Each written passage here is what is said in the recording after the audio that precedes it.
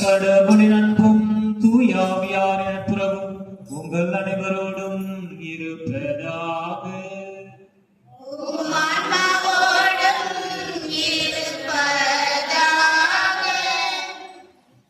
பொதுக்காலம் 22ஆம் ஞாயிறு.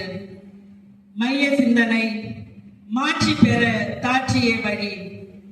திருப்பலி முன்னுரை. தாட்சியே தலையாய புண்ணியங்களுள் முதலாவது. இறை அருளை பெற்றுக்கொள்ள மிக முக்கியமான முதன்மையான பண்பான தாட்சியை நமதாக்கிக் கொள்ள இன்றைய திருவழிபாடு நம்மை அழைக்கிறது. தாட்சி என்பது தன்னையே இழிவாக நினைப்பதை குறிப்பது அன்று, மாறாக இறைவனுடைய திருவுளத்திற்கு கீழ்ப்படிவதற்கு வேண்டிய பணிவை குறிப்பிடுகிறது. நான் ஆண்டவரின் அடிமை என்று தன்னையே தாழ்த்தி கொண்ட அன்னை மரியா பெண்களுக்குள் பேறு பெற்றவளாகவும் எல்லா தலைமுறையினருக்கும் அவரை பேறு பெற்றவர் என அழைக்கவும் இறைவன் திருவுளம் கொண்டார். இறைமகன் இயேசுவும் தம்மையே தாழ்த்தி அடிமை நிலையை ஏற்று நம் பாவங்களுக்காக இறந்ததால் இறைவன் அவரை எல்லோருக்கும் மேலாய் உயர்த்தி எப்பெயருக்கும் மேலான பெயரை அவருக்கு அருளினார் என்று புனித பவுல் பிலிப்பியருக்கு எழுதிய திருமுகத்தில் கூறியுள்ளார். நான் கனிவும் மனத்தாட்சியும் உடையவன், என்னிடம் கற்றுக்கொள்ளுங்கள் என்ற வாழ்த்தொலி நாம் ஒவ்வொருவரையும் இயேசுவிடமிருந்து கனிவையும் தாட்சியையும் கற்று வாழ அழைப்பு விடுகிறது. தாட்சி என்ற அருளை பெற திருப்பலியில் உருக்கமாக மன்றாடுவோம். அன்புக்குரிய சகோதர சகோதரிகளே, இதோ நாம் அனைவரும் இறைவனின் இல்லத்தில் ஒன்றாக கூடியிருக்கின்றோம். இந்த அருமையான தருணத்தில் நமது கருத்துக்களுக்காக உருக்கமாக மன்றாடுவோம். நமது தேவைகளுக்காக உருக்கமாக மன்றாடுவோம். நமது பங்கின் வளர்ச்சிக்காக உருக்கமாக மன்றாடுவோம். மேலும் புனித ஆரோக்கிய அன்னை திரு வழிபாட்டு பணிக்குழுவில் உள்ள அனைவரின் கருத்துக்களுக்காகவும் குடும்ப நலன்களுக்காகவும் உருக்கமாக மன்றாடுவோம். மேலும் இத்திருப்பலியை இவர்கள் நன்றி திருப்பலியாகவும் சிறப்பு கருத்துக்களுக்காகவும் ஒப்பு கொடுத்து ஜெபிக்கின்றார்கள். நமது கருத்துக்களோடு இணைந்து இக்கருத்துக்களுக்காகவும் இறைவன் முன் உருக்கமாக மன்றாடுவோம்.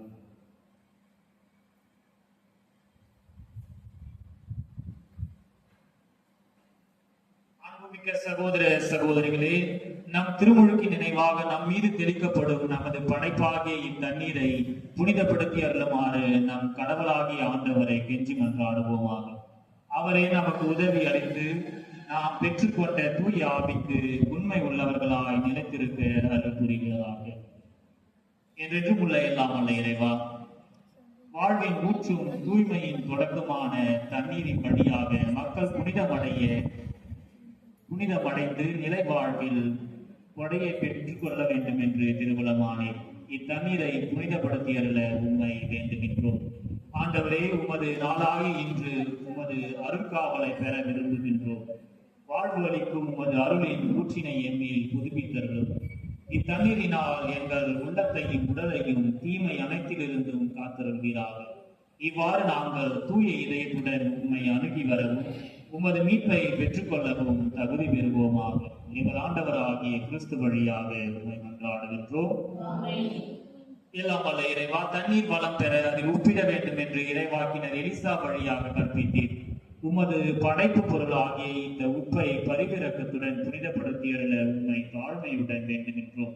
ஆண்டவரே, உப்பு கலந்த இத்தண்ணீர் தெளிக்கப்படும் இடமெல்லாம் தீயோனின் தாக்குதல் அனைத்தும் தோல்வியுற செய்கிறாக.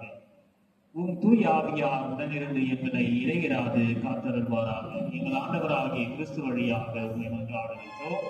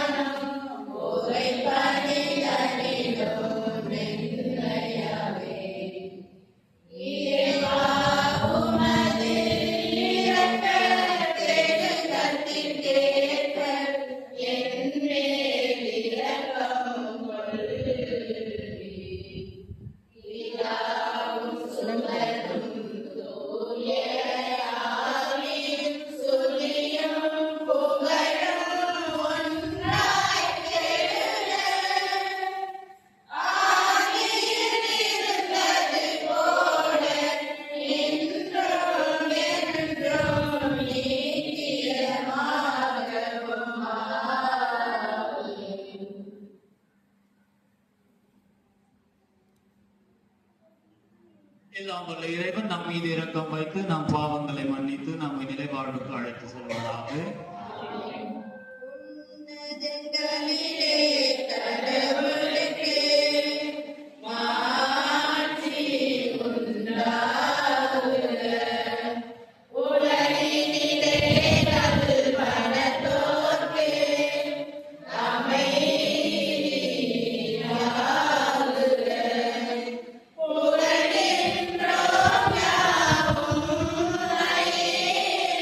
வாழ்த்து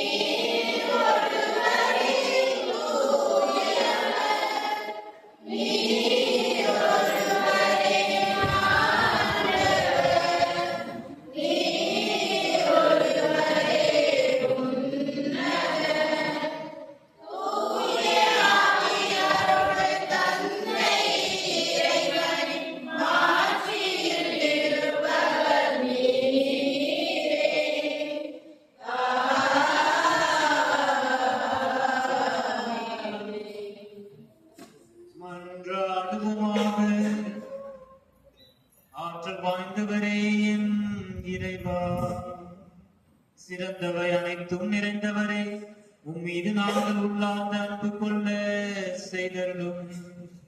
அதனால் எங்களது சமய பற்றை வளர்த்து நன்மைகளை பெருக செய்து நீர் எங்களில் கருத்துடன் உருவாக்கியதை பராமரிக்க அருள் புரிவீராக. உம்மோடு தூய ஆவியாரின் ஒன்றிப்பு இறைவனாய் என்றென்றும் வாழ்ந்து ஆட்சி செய்கின்றவரும் உம் திருமகன் இயேசு கிறிஸ்து வழியாக உம்மை மன்றாடுகின்றோம்.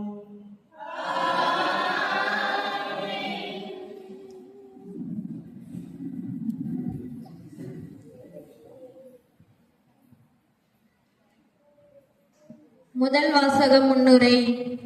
பணிவே இறைவனின் பரிவை நமக்கு பெற்றுத் தரும் பண்பு. எந்த ஒரு செயலையும் பணிவோடு செய்ய வேண்டும். ஏனென்றால் அந்த செயலை செய்து தூண்டுபவரும் அதை செய்ய ஆற்றல் அளிப்பவரும் அச்செயலுக்கான மாட்சி அடைபவர் இறைவனே என கூறும். சீராக்கின் ஞான நூலில் இருந்து முதல் வாசகத்திற்கு செவிமடுப்போம்.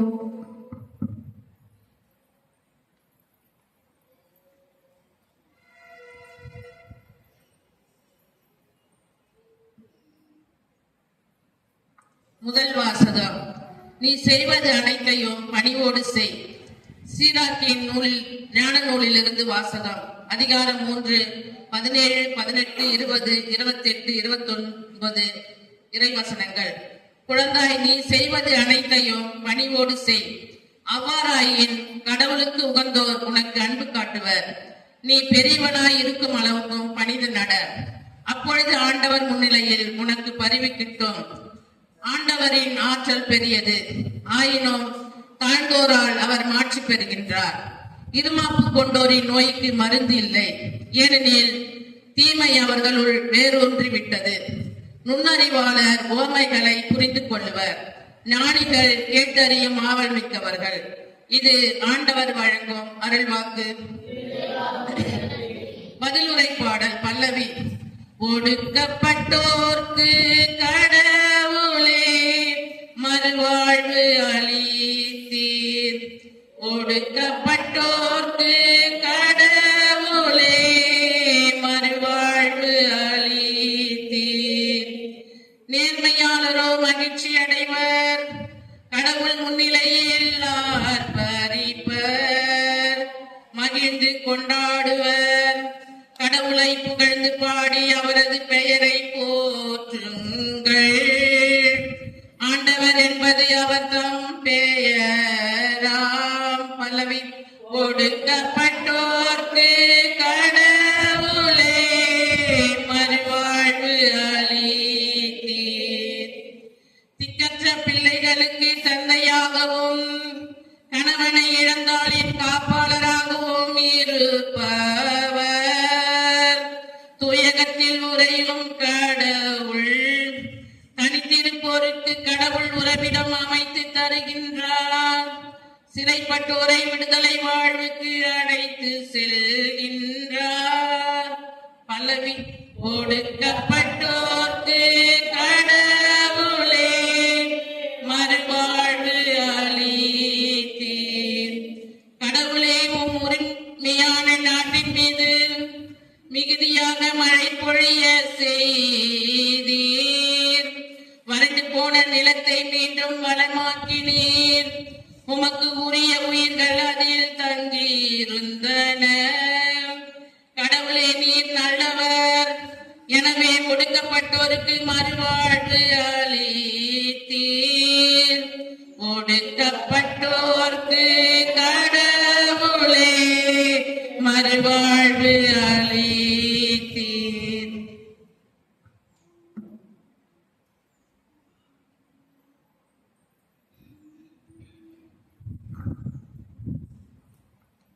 இரண்டாம் வாசக முன்னுரை. இஸ்ரேல் மக்கள் சீனாய் மலையில் இறைவனோடு உடன்படிக்கை செய்து கொண்டனர். ஆனால் இயேசுவோ சீயோன் மலையில் விண்ணக எருசலேமை நோக்கி நம்மோடு ஓர் உடன்படிக்கை செய்து கொண்டனர் என கூறும் இரண்டாம் வாசகத்தை கவனிப்போம்.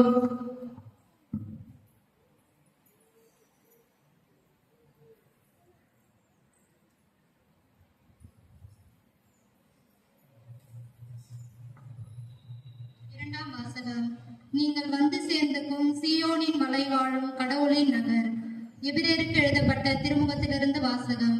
அதிகாரம் 12, இறைவார்த்தை 18-19 மற்றும் 22-24 முடிய. சகோதர சகோதரிகளே, நீங்கள் வந்து சேர்ந்திருப்பது தொட்டுணரக்கூடிய தீப்பற்றி எரிகின்ற இருள் சூழ்ந்த மாந்தரமான சூழல் காற்று வீசுகின்ற சீனாய் மலை அல்ல. எங்கும் எக்காலம் முழங்கிற்று. பேசும் குரல் ஒன்று கேட்டது. அக்குரலை கேட்டவர்கள் அதற்கு மேல் தங்களோடு அது ஒரு வார்த்தையை கூட பேச வேண்டாம் என்று கேட்டுக்கொண்டார்கள். ஆனால் நீங்கள் வந்து சேர்ந்திருப்பது சீயோன் மலை வாழும் கடவுளின் நகர், விண்ணக எருசலேம். அதை பல்லாயிரக்கணக்கான வானதூதர்கள் சூழ்ந்துள்ளனர். விண்ணகத்தில் பெயர் எழுதப்பட்டுள்ள தலைப்பேரானவர்களின் திருச்சபை விழா கூட்டமென அங்கு கூடியுள்ளது.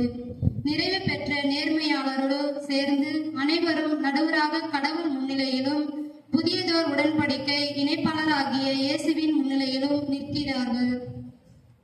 இது ஆண்டவர் வழங்கும் அருள்வாக்கு. அல்லேலூயா, அல்லேலூயா, அல்லேலூயா, அல்லேலூயா, அல்லேலூயா, அல்லேலூயா, அல்லேலூயா. நான் கனிவும் மனத்தாழ்வும் உடையவன், ஆகவே என் முகத்தை உங்கள் மேல் ஏற்றுக்கொண்டு என்னிடம் கற்றுக்கொள்ளுங்கள் என்கிறார் ஆண்டவர். அல்லேலூயா, அல்லேலூயா, அல்லேலூயா, அல்லேலூயா, அல்லேலூயா.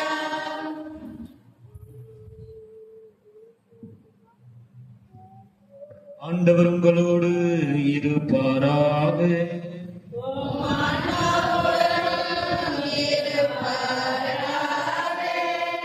புனித லூக்கா எழுதிய செய்தியிலிருந்து வாசகம்.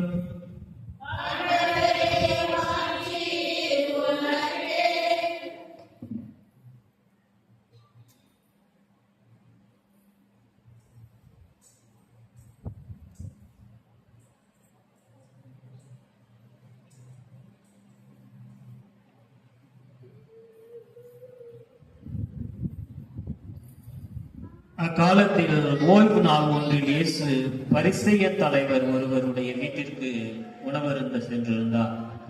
அங்கிருந்தோர் அவரை கூர்ந்து கவனித்தனர்.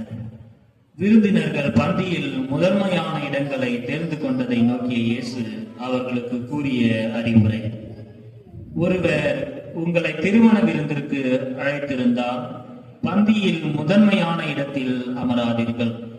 ஒருவேளை உங்களை விட மதிப்புக்குரிய ஒருவரையும் அவர் அழைத்திருக்கலாம். உங்களையும் அவரையும் அழைத்தவர் வந்து உங்களிடத்தில் இவருக்கு இடத்தை விட்டுக் கொடுங்கள் என்பார். அப்பொழுது நீங்கள் வெட்கத்தோடு கடைசி இடத்திற்கு போக வேண்டியிருக்கும். நீங்கள் அழைக்கப்பட்டிருக்கும் பொழுது போய் கடைசி இடத்தில் அமருங்கள். அப்பொழுது உங்களை அழைத்தவர் வந்து உங்களிடம், நண்பரே, முதல் இடத்திற்கு வாரும் என சொல்லும் பொழுது உங்களுடன் பந்தியில் அமர்ந்திருப்பவர்கள் யாவருக்கு முன்பாக நீங்கள் பெருமை அடைவீர்கள். தம்மை தாமே உயர்த்துவோர் யாவரும் தாழ்த்த பெறுவர், தம்மை தாமே தாழ்த்துவோர் உயர்த்த பெறுவர். பிறகு தம்மை விருந்திற்கு அழைத்தவரிடம் இயேசு, நீ பகல் உணவோ இரவு உணவோ அளிக்கும் போது உம் நண்பர்களையோ சகோதர சகோதரிகளையோ உறவினர்களையோ செல்வம் படைத்த அண்டை வீட்டாரையோ அழைக்க வேண்டாம். அவ்வாறு அழைத்தால் அவர்களும் உம்மை திரும்பி அழைக்கலாம். அப்பொழுது அதுவே உமக்கு கைமாறு ஆகிவிடும். மாறாக நீர் விருந்து அளிக்கும் பொழுது ஏழைகளையும் உடல் ஊனமுற்றோரையும் கால் ஊனமுற்றோரையும் பார்வையற்றோரையும் அழையும். அப்பொழுது நீர் பேறு பெற்றவர் ஆவீர். ஏனென்றால் உமக்கு கைமாறு செய்ய அவர்களிடம் ஒன்றும் இல்லை. நேர்மையாளர்கள் உயிர்த்தெழும் பொழுது உமக்கு கைமாறு கிடைக்கும் என்று கூறினார். ஆண்டவரின் அருள்வாக்கு.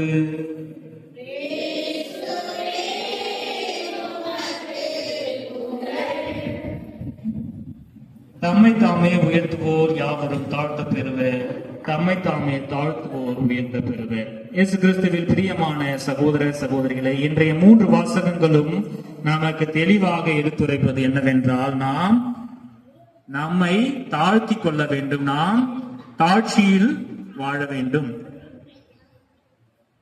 ஆனா நாம் எப்படி வாழ்கின்றோம்? இன்றைய காலத்தில் நான் தான் பெரியவன், எனக்கு கீழே தான் அனைவரும் என்ற தலகணத்தில் நாம் அனைவரும் வாழ்ந்து கொண்டிருக்கின்றோம்.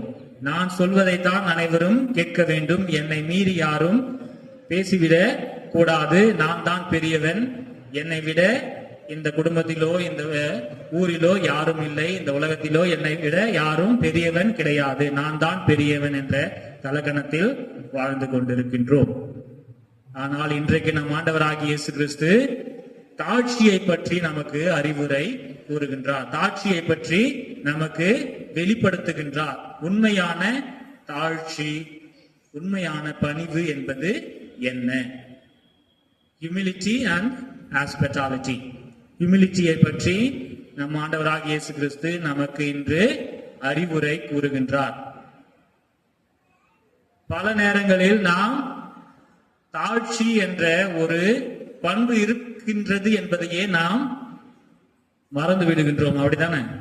பிள்ளைகள் பெற்றோர்களுக்கு மதித்து நடப்பது கிடையாது, மனைவி கணவனுக்கோ கணவன் மனைவிக்கோ மதித்து புரிந்து கொண்டு நடப்பது கிடையாது, பெரியவர்களை மதிப்பது கிடையாது. இந்த சமுதாயம் வேகமாக நகர்ந்து கொண்டிருக்கின்றது. இந்த சமுதாயத்தில் பணிவுடன் வாழ வேண்டும் என்பதையே நாம் மறந்துவிட்டோம். பெரியவர்களை மதிக்க வேண்டும், பெரியவர்களை பார்த்தவுடன் அவர்களுக்கு வணக்கம் செலுத்த வேண்டும் என்பதையே இன்றைய சமுதாயத்தில் வாழும் மக்கள் மறந்துவிட்டார்கள். ஏனென்றால் இந்த சமுதாயம்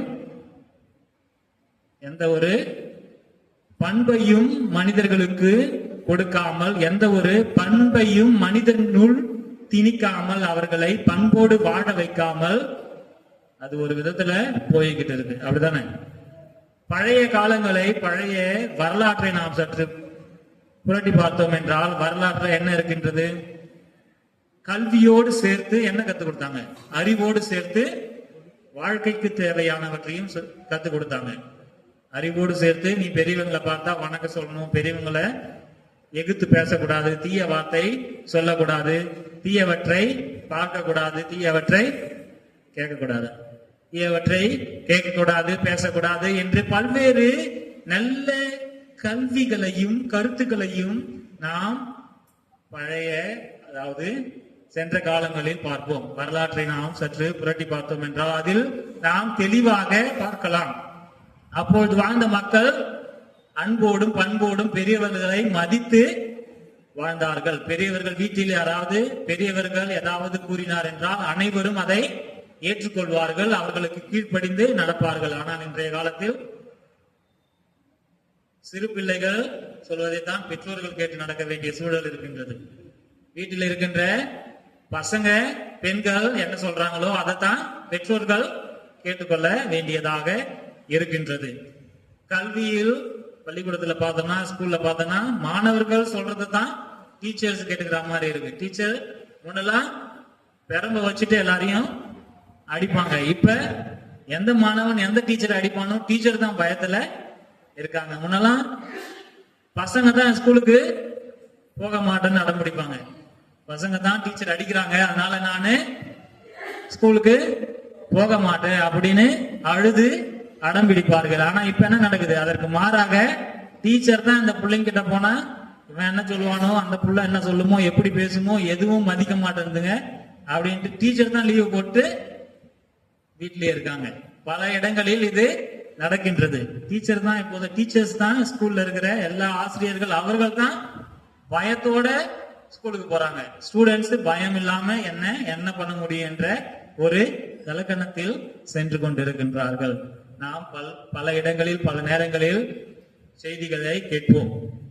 பல செய்திகளை நாம் கேட்டிருக்கின்றோம். ஒரு மாணவன் எப்படி ஆசிரியரை எதிர்த்து பேசுறான், மதிப்பு இல்லாம பேசுறான், அவனுடைய வாழ்க்கை எப்படி இருக்கின்றது. நாம் சமீப காலமாக ஒரு வருடங்களுக்கு முன்பாக சென்ற வருடத்தில் நாம் பார்த்தோம். ஒருவன் ஆசிரியரை தீய வார்த்தை சொல்லி என்னை எதுவும் செய்ய முடியாதுன்னு பேசியதை பார்த்தோம். 2 மாதத்திற்கு முன்பாக அவன் ஏதோ ஒரு ஏடிஎம் கொள்ள அடிச்சுட்டான்னு அவனை அரெஸ்ட் பண்ணிட்டாங்க. மனிதர்களுடைய வாழ்க்கை ஒரு கட்டுப்பாடு கொண்டதாக இருக்க வேண்டும், ஒரு குறிக்கோளை நோக்கி செல்வதாக இருக்க வேண்டும். நல்லது எது கெட்டது எது என்பதை உணர தேவையான அறிவு ஒவ்வொருவருக்கும் இருக்க வேண்டும். பல நேரங்களில் நாம் நமது குழந்தைகளுக்கு அந்த அறிவினை புகுட்ட மறந்து விடுகின்றோம். பல நேரங்களில் பிள்ளைகள் என்ன பண்றாங்க, 24 ஹவர்ஸ் என்ன பண்றாங்க, மொபைலையே வச்சுட்டு மொபைல்ல இருக்கிறத அந்த ரீல்ஸ் எல்லாத்தையும் பார்த்துக்கிட்டு ஃப்ரீ ஃபயர் அந்த கேம் இந்த கேம் எல்லா கேமும் விளையாடிக்கிட்டு பண்பினை கற்றுக்கொள்ள, கல்வியை அறிவை கற்றுக்கொள்ள அவர்கள் மறந்து விடுகின்றார்கள். எல்லாம் அவர்களுக்கு என்ன தெரியும், போனை ஓபன் பண்ண தெரியும், அதுல என்ன ஆப்ஷன் வருதுன்றது கூட அவர்கள் படிக்க தவறி விடுகிறார்கள். அது படிப்பதும் கிடையாது. அக்ரி பண்றியா ஓகேவா வேணாமான்றது கிடையாது. எல்லாத்துக்கும் டச் பண்ணிட்டு அந்த கேம் ஓபன் ஆன உடனே டைரக்டா கேம் விளையாடுறது இல்ல வீடியோ பார்க்கறது. எந்த ஒரு அறிவையும் அவர்கள் மீடியாவிடமிருந்து பெற்றுக்கொள்வதில்லை. இந்த சமூக வலைதளத்தில் ஏகப்பட்ட நன்மைகள் இருக்கின்றது. இந்த சமூக வலைதளங்கள் இன்டர்நெட் அப்படி எல்லாமே இருக்கிறது யூடியூப் இருக்கு, ஏகப்பட்ட சமூக வலைதளங்கள் இருக்கின்றது. அதை அனைத்தும் நாம் நல்லவற்றிற்கு பயன்படுத்த வேண்டும்.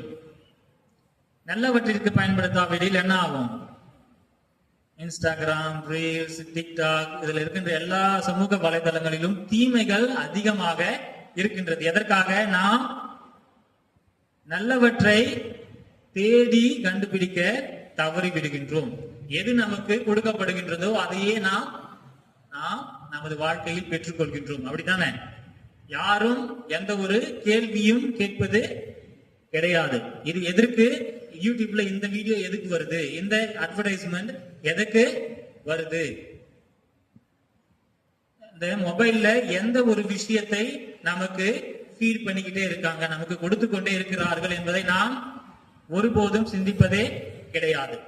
நமக்கு என்ன கொடுக்கிறாங்களோ எதனா ஒரு நியூஸ்ல பார்ப்போம், இந்த சமுதாயத்தை சேர்ந்த ஒருவர் அந்த சமுதாயத்தில் இருக்கின்ற ஒருவரை கொன்று விட்டார், இவரை இதை செய்து விட்டார், அதை செய்து விட்டார் என்று நாம் அந்த செய்தியை கேட்டவுடன் நாம் என்ன செய்கின்றோம், எந்த ஒரு ஆய்வும் செய்யாமல் உடனே நாம் அந்த சொல்வதை உண்மை என நம்பி விடுகின்றோம். என்ன சொல்றாங்களோ, என்ன நமக்கு கொடுக்கப்படுகின்றதோ அதை நாம் உண்மை என ஒத்துக்கொள்கின்றோம்.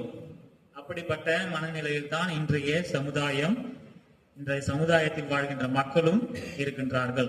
எந்த ஒரு மாணவனும் சிந்திக்க அவனால் முடியவில்லை.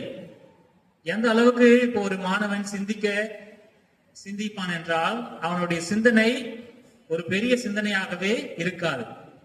10ல எத்தனை அஞ்சு இருக்குதுன்னு கேட்டா மாணவர்களால் இன்றைய காலத்தில் சொல்ல முடியவில்லை. 10ல எத்தனை 5 இருக்குதுன்னு கேட்டா சொல்ல முடியல. 10ல எத்தனை 5 இருக்குது? 2 5. இந்த பங்குல இருக்கிற மக்கள்லாம் நல்லா படிச்சு நல்ல ஆர்வத்தோடு இருக்கின்றார்கள். பல இடங்களில் சிறு பிள்ளைகளுக்கு 10ல எத்தனை 5 இருக்குது, எத்தனை 10 சேர்த்தா 20 என்பதை கூட அவர்களால் சொல்ல முடியவில்லை. ஏனென்றால் அவர்களது சிந்தனை வேறொன்றை நோக்கி செல்கின்றது. அவர்களது சிந்தனை எப்பயுமே மொபைல் வீடியோ பார்க்கணும், கேம் விளையாடணும், அவ்வளவுதான். உண்பதை கூட அவர்கள் மறந்து விடுகின்றார்கள். அப்படிப்பட்ட சமுதாயத்தில் நாம் வாழ்கின்றோம். பண்புகளை மறந்து விடுகின்றோம், பணிவோடு இருக்கணும்ன்றதை மறந்துடுறோம், அறிவை வளர்த்து கொள்ள வேண்டும் என்பதை நாம் மறந்து விடுகின்றோம்.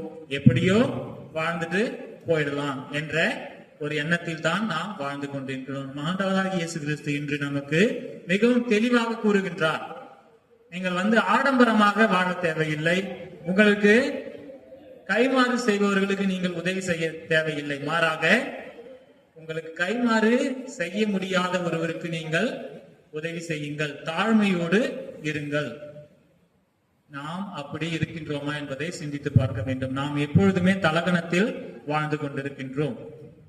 எப்பொழுதுமே நான் சொல்வதை தான் முக்கியம், நான் சொல்வதை தான் மக்கள் கேட்க வேண்டும் என்பதை நினைத்துக் கொண்டு இருக்கின்றோம். குடும்பங்களிலும் சரி, நம்ம வாழும் சமுதாயத்திலும், நாம் வேலை செய்யும் இடங்களிலும் சரி, நான் என்ன சொல்றேனோ அதுதான் எல்லாரும் கேட்கணும். வீட்டுல கணவனோ இல்ல தந்தையோ நான் என்ன சொல்றேனோ அதுதான் குடும்பத்தில் உள்ள அனைவரும் கேட்க வேண்டும் என்ற எண்ணத்தோடு வாழ்ந்து கொண்டிருக்கின்றோம்.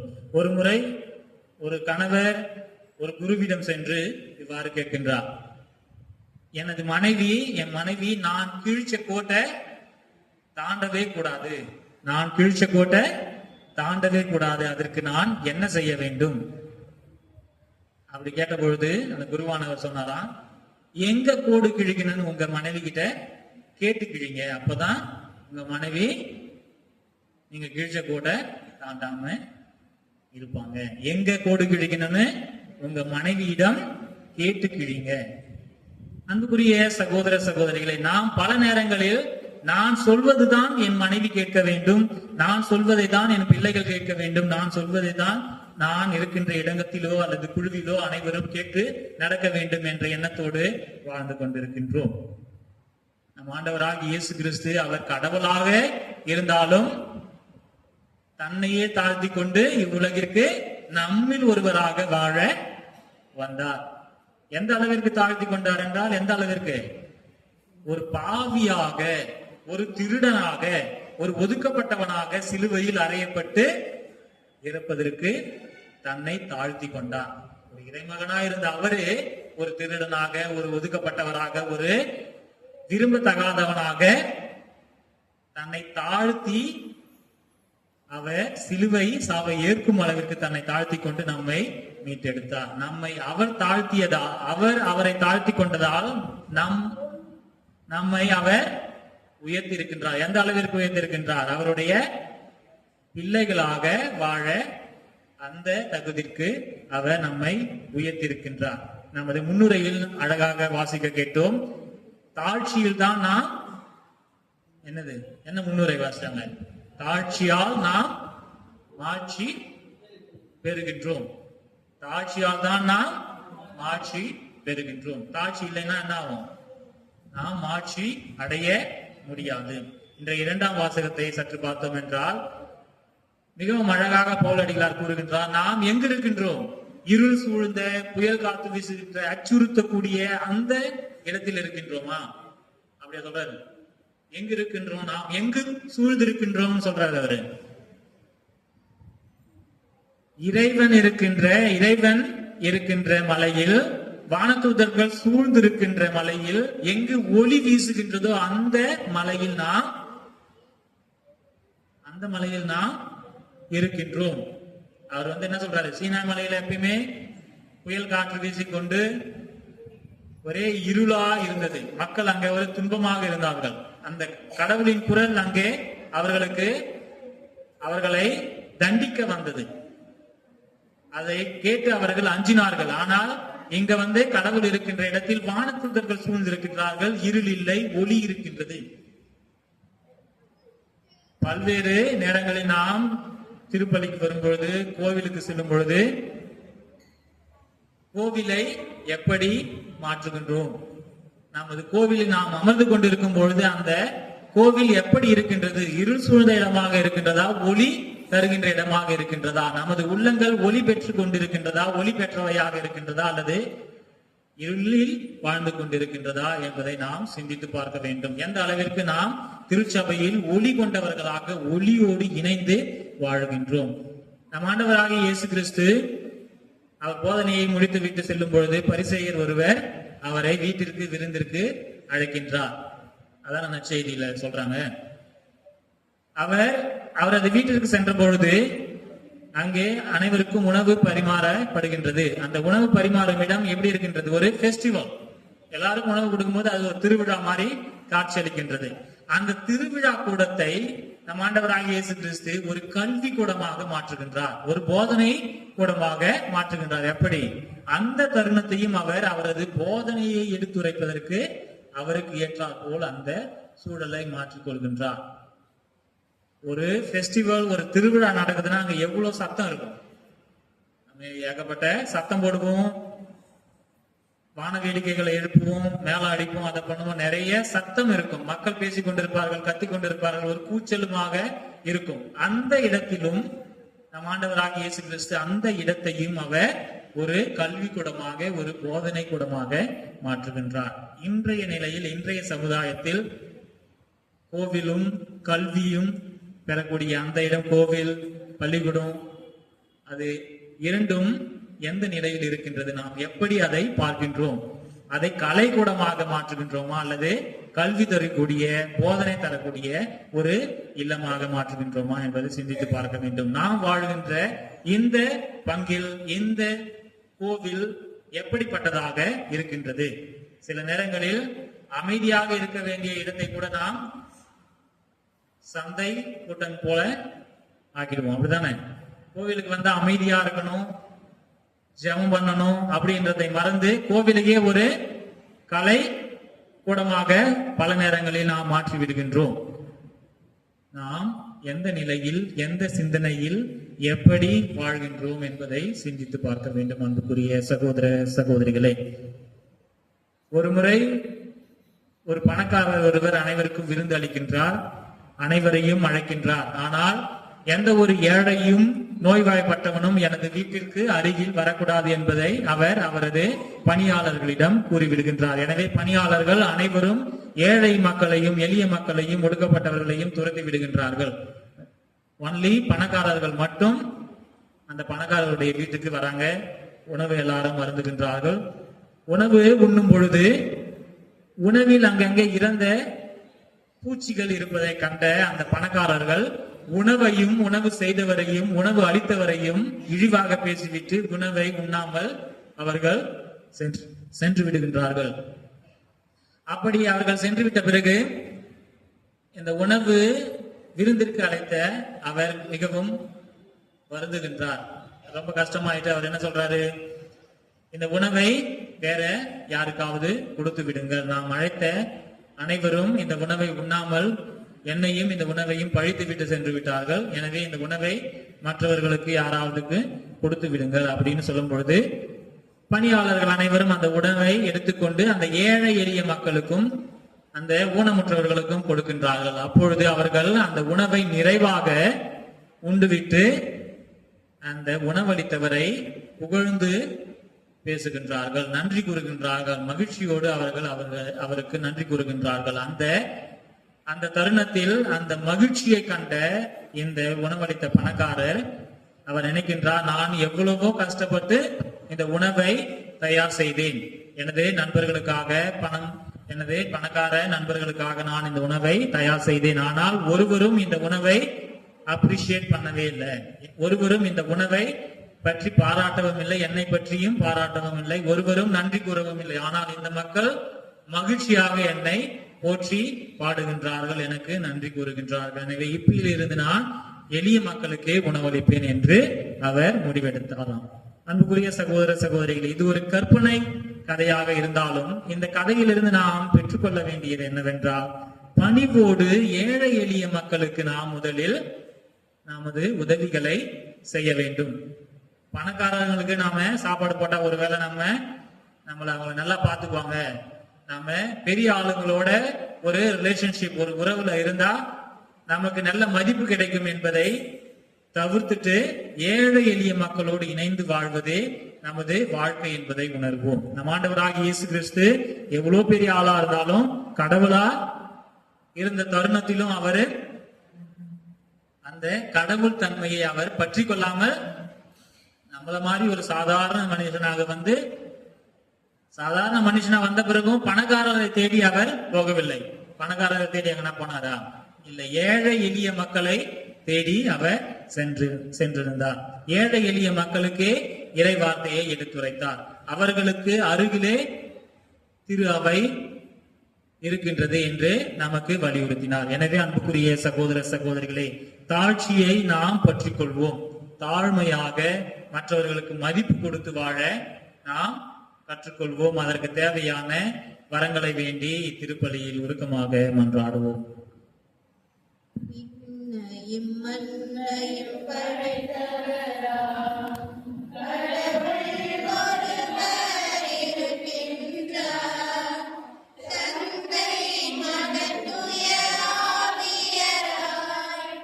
ஒன்றாய் வாழ்வோம்.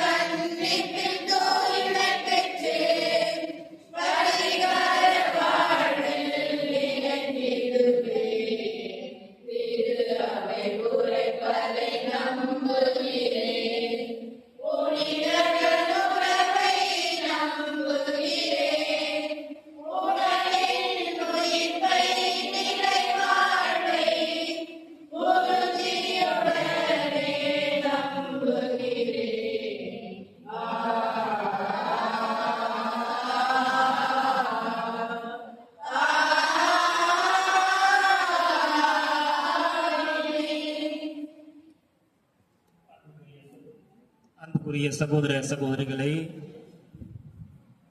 எல்லாம் வல்ல இறைவன் நம் மீது இரக்கம் கொண்டிருக்கின்றார், நம்மை அன்பு செய்கின்றார், எப்பொழுதுமே நம்மோடு இருந்து நம்மை வழிநடத்துகின்றார்.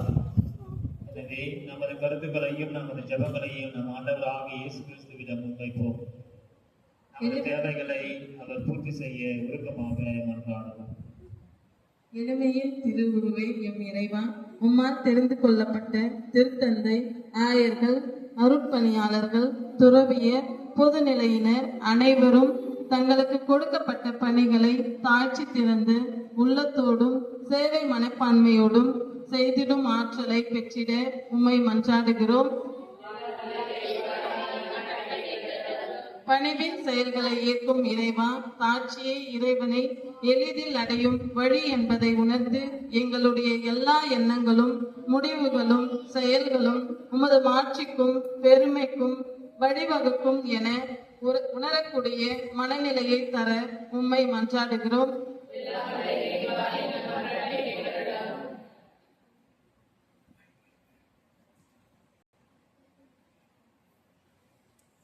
உம்மில் நம்பிக்கை கொண்டுள்ள குடும்பங்களுக்காக மன்றாடுகிறோம். போட்டி பொறாமையால் பிரிந்து வாழக்கூடிய குடும்ப உறவுகளில் அகங்காரமே எல்லா உறவு சிக்கல்களுக்கும் காரணமாக இருக்கிறது. இதனை உணர்ந்து தாழ்ச்சியோடு பிறரை மன்னித்து ஏற்றுக்கொண்டு விட்டு கொடுத்து வாழும் வரம் தர இறைவா உம்மை மன்றாடுகிறோம்.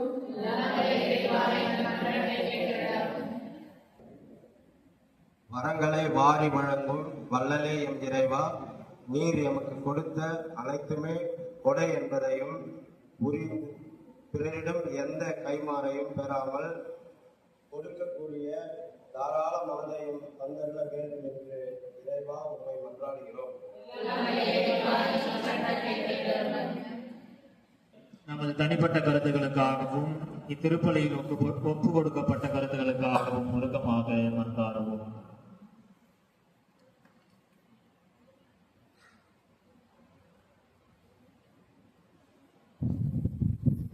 இந்த மன்றாட்டுகளை எல்லாம் எங்கள் ஆண்டவராகிய கிறிஸ்து வழியாக உம்மை நோக்கி மன்றாடுகின்றோம்.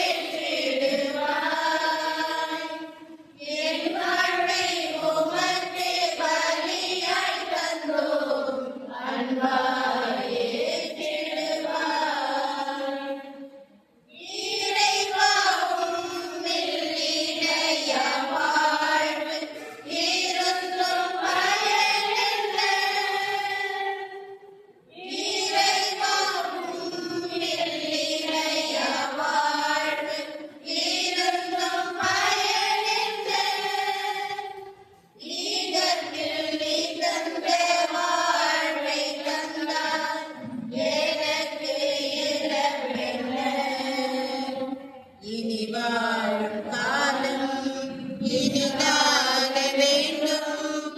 இறைவா உன்னோடு இணைந்தாக வேண்டும், இணைந்தாக வேண்டும்.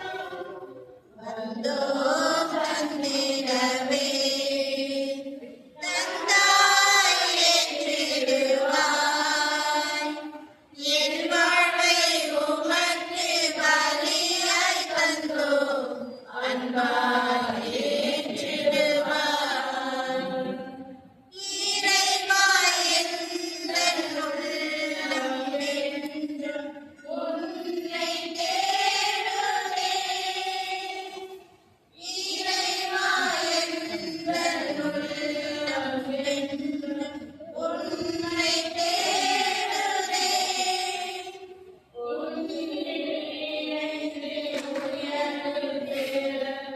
விரைந்து நாடுதே.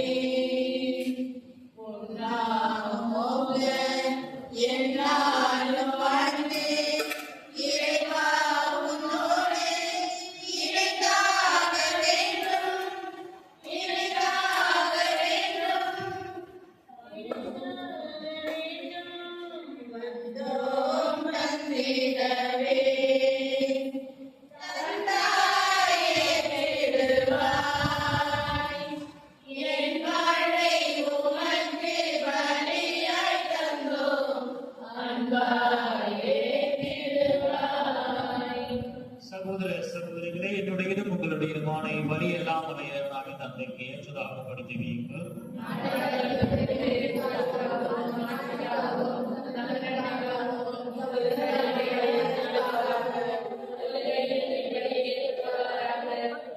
ஆண்டவரே, இன்றும் புனிதமான காணிக்கை மீட்பு அளிக்கும் ஆசி எங்கள் மீது பொழிவதாக. இவ்வாறு அருளடையாள முறையில் நிகழும் இப்பலி உமது ஆற்றலால் நிறைவு பெறுவதாக. எங்கள் ஆண்டவராகிய கிறிஸ்து வழியாக உம்மை மன்றாடுகின்றோம். ஆண்டவர் உங்களோடு இருப்பாராக.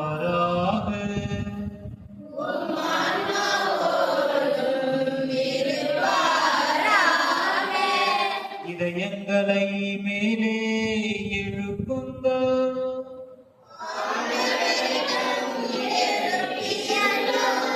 நம் இறைவனாகிய ஆண்டவருக்கு நன்றி கூறுவோம்.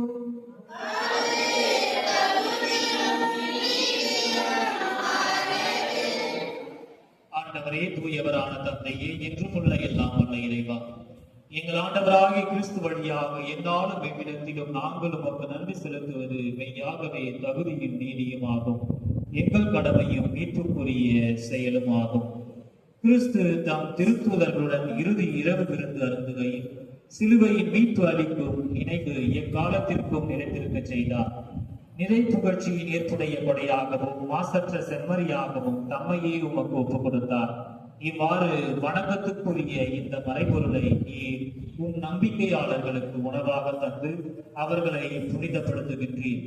அதனால் ஒரே உலகில் வாழும் மனித இனம் ஒரே நம்பிக்கை ஒளி பெற்று ஒரே அன்பால் பிணைக்கப்படுகின்றது. ஆகவே உமது அருளின் இனிமையை நிறைவாக சுவைத்து நாங்கள் விண்ணக சாயலை பெறுமாறு இத்துணை வியப்புக்குரிய அருள் அடையாளத்தின் விருந்தி நாங்கள் பங்கு பெறுகின்றோம். எனவே விண்ணகத்திலும் மண்ணகத்திலும் உள்ள அனைத்து உம்மை தொழுது வணங்கி புதியதொரு பண் பாடுகின்றன. வானதூதர்களின் அணிகள் அனைத்தோடும் நாங்களும் சேர்ந்து முடிவின்றி பறைசாற்றி பாடுவதாவது: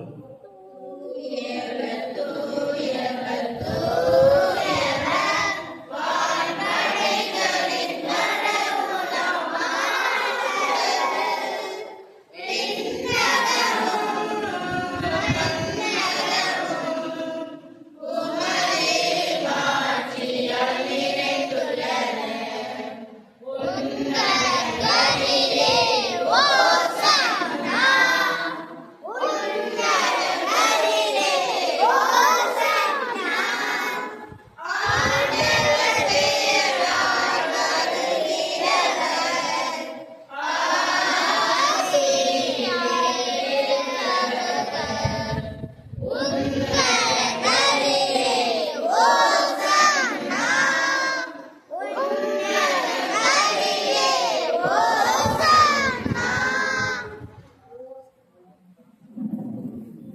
ஆண்டவரே நிறுமையாகவே தூயவர், தூய்மை அனைத்திற்கும் ஊற்று.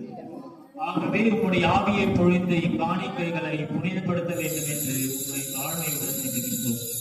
இவ்வாறு எங்கள் ஆண்டவர் இயேசு கிறிஸ்துவின் உடலும் இரத்தமுமாக எங்களுக்கு இவை மாறுபனவாகும். அவர் பாடுபட உளம் கனிந்து தம்மை கையளித்த போது அப்பத்தை எடுத்து நன்றி செலுத்தி அதை பிட்டு தம் சீடர்களுக்கு அளித்து கூறியதாவது: அனைவரும் இதிலிருந்து பெற்று உண்ணுங்கள், ஏனெனில் இது உங்களுக்காக கையளிக்கப்படும் என் உடல்.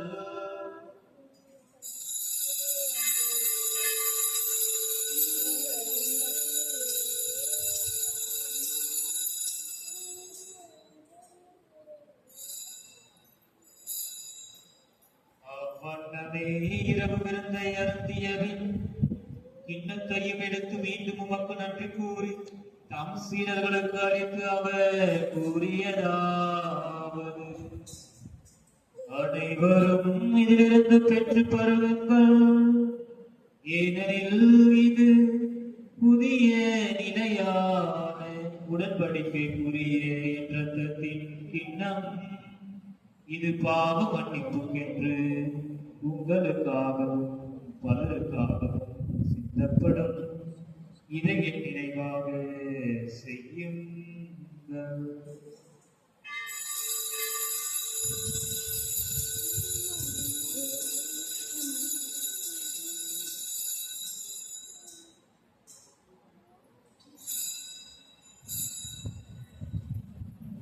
நம்பிக்கையின் மறைபொருள்.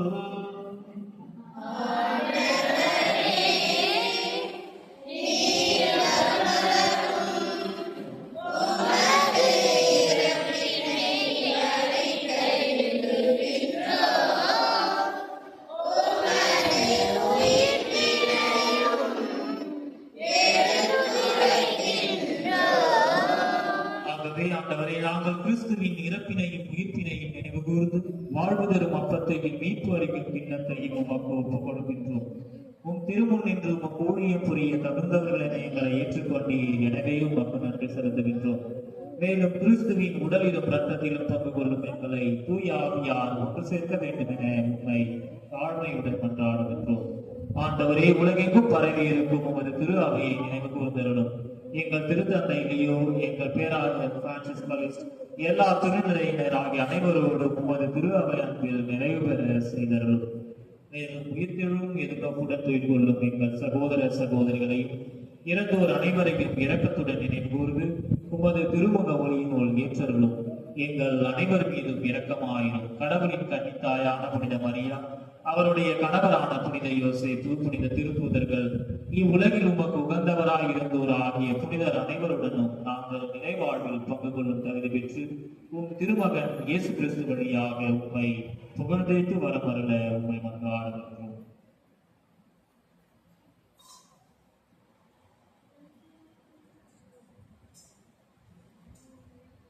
இவர் வழியாக இவரோடு இவரில் எல்லாம் வல்ல இறைவனாகிய தந்தையே, தூயாவியார் ஒன்றிப்பு எல்லா புகழும் மாட்சியும் என்றென்று உமக்கு உரியதே.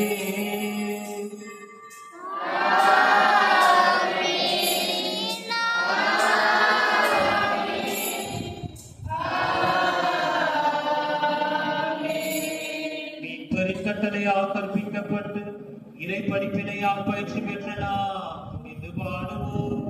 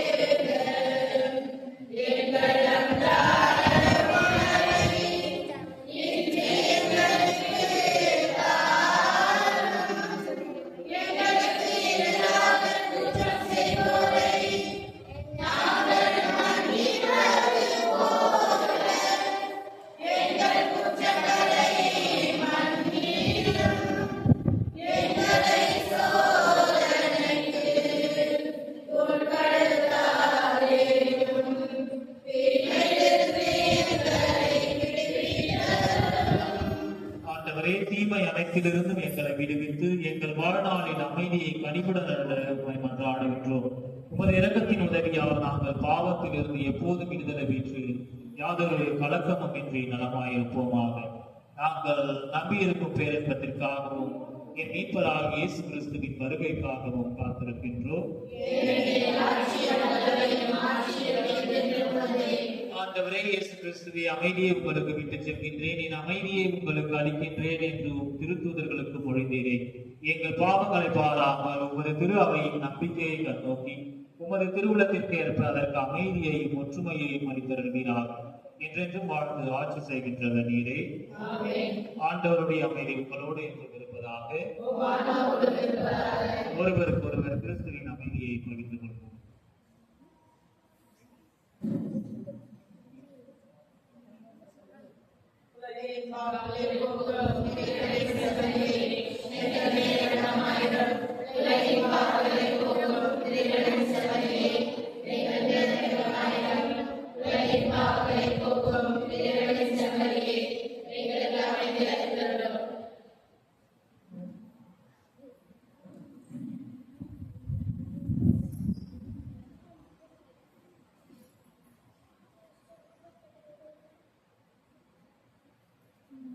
இதோ இறைவனின் செம்மறி, இதோ உலகின் பாவங்களை போக்குபவர்.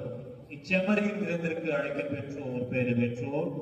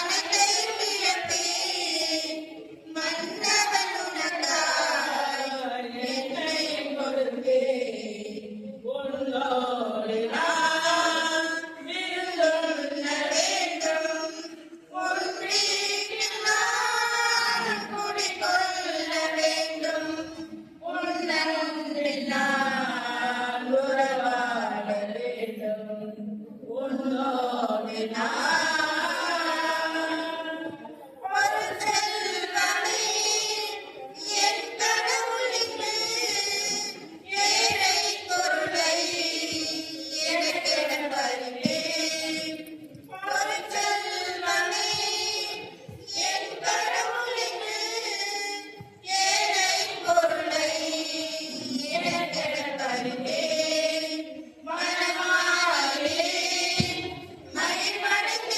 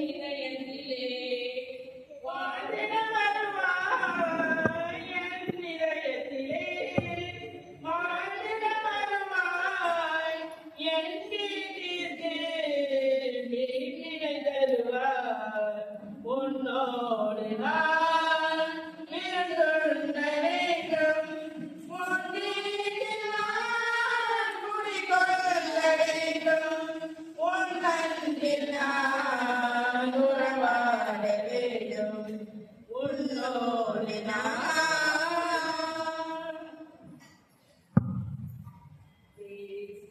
கிறிஸ்துவினாலே என்னை புனிதமாக்கும் கிறிஸ்துவின் திருவுடலே என்னை மீட்டருளும் கிறிஸ்துவின் இரத்தத்தை எனக்கு ஏற்றியோட்டும் கிறிஸ்துவின் விழாவின் தண்ணீரே என்னை கழுவிடுவே கிறிஸ்துவின் பாடுகளே என்னை தேற்றிடுவே ஓ நல்ல இயேசுவே எனக்கு செவிசாயும் உம் திரு காயங்களும் என்னை மறைத்தருளும் உம் இரவிலிருந்து என்னை பிரிய விடாதேயும் தீய பகைவர்களிடமிருந்து என்னை காத்தருளும் எனது இரவின் வேளையில் என்னை அழைத்தருளும் உம்மிடமாக எனக்கு கட்டளையிட்டருளும் புனிதர்களோடு எக்காலமும் உம்மை புகழச் செய்யும்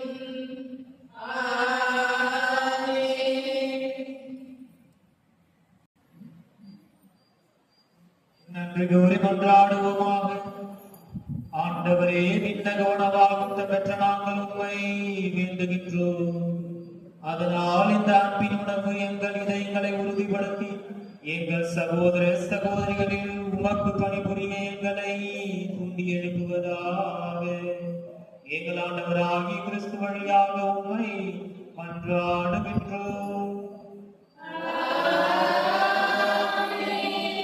ஆண்டவர் உங்களோடு இருப்பாராக.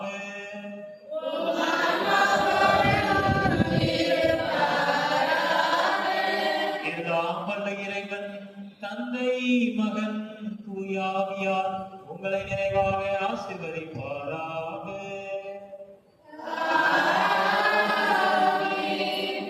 தாட்சியுடன் வாழ சென்று வாழ்வோம்.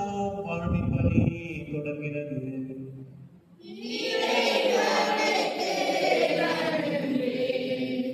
பக்கம் 237.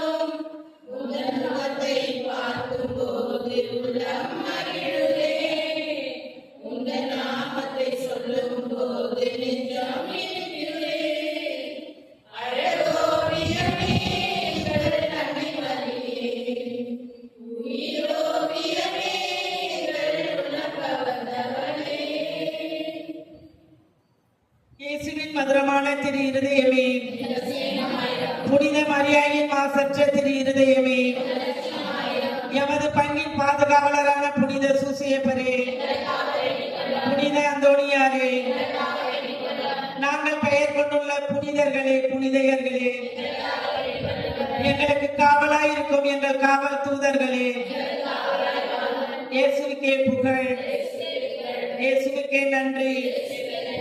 மரியே வாழ்க, நிலையான